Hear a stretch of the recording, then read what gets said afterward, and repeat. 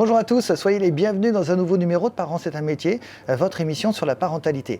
Le sac à dos sur les épaules, fier mais un peu inquiet, votre enfant va partir quelques jours en vacances chez ses grands-parents, chez ses amis, chez ses cousins, chez ses cousines. Comment s'y préparer ensemble? Retrouvons tout de suite les conseils d'Elia Biou, notre psychologue.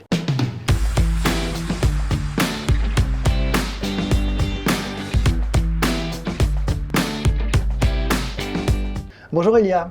Bonjour Guillaume. Alors à partir de quel âge pouvons-nous confier notre enfant pour quelques jours de vacances chez des personnes qui ne sont pas forcément des inconnus d'ailleurs? Les grands-parents, ce ne sont pas des inconnus.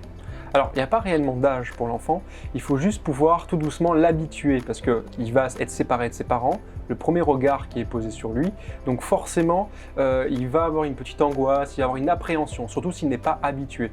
Donc il faudrait dans un premier temps déjà commencer par de petites heures avec un membre de la famille en qui on a confiance ou avec nos voisins ou amis proches en tout cas, pour qu'il commence à s'habituer à ne pas avoir ses parents dans son champ d'action. Quels sont les conseils pour préparer au mieux cette première séparation? Alors, ce n'est pas une vraie première séparation, il y a peut-être eu un week-end chez les grands-parents ou une journée chez un grand-parent, mais quoi qu'il arrive, une séparation un peu plus longue, 4, 5 jours, une semaine.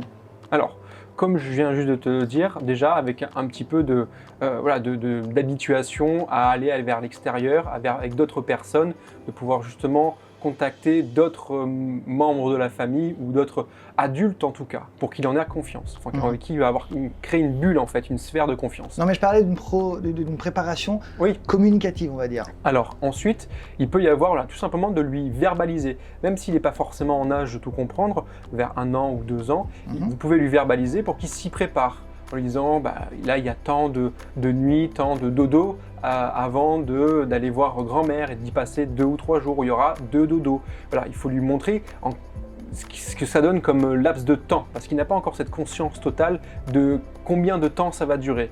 Quand vous ne serez plus dans son champ d'action, que ça soit 5 minutes ou 1 heure, ça peut lui paraître indéfini. Notre vision du temps et notre rapport au temps change plus on grandit en fait. En tant qu'adulte d'ailleurs, on a une vision du temps qui est bien plus raccourcie qu'en tant qu'enfant. C'est vrai.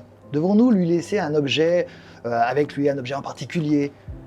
Alors, on peut utiliser son doudou, on peut utiliser en fait un objet transitionnel qui va utiliser en fait comme catharsis pendant la période où le parent ne sera pas présent dans son champ d'action. Oui. Ça rassure l'enfant un petit peu. Oui, un objet qui va pouvoir, du quotidien à la maison, qui peut même lui-même choisir, même un objet en dehors du doudou, où il va pouvoir incarner dans cet objet en fait un objet sécuritaire en plus quand il est en dehors de la maison.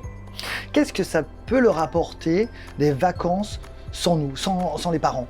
Alors, ce qui peut lui apporter, c'est assez simple, c'est qu'il va pouvoir en fait tout simplement conscientiser que en dehors du foyer familial, il y a un autre monde. Il n'y a pas que le noyau familial où il se sent sécuritaire. Et commencer à se confronter à des éléments étrangers, à des éléments en fait qu'il n'a pas l'habitude de côtoyer pour éviter justement qu'il y ait cette appréhension, cette peur. Il va gagner en autonomie.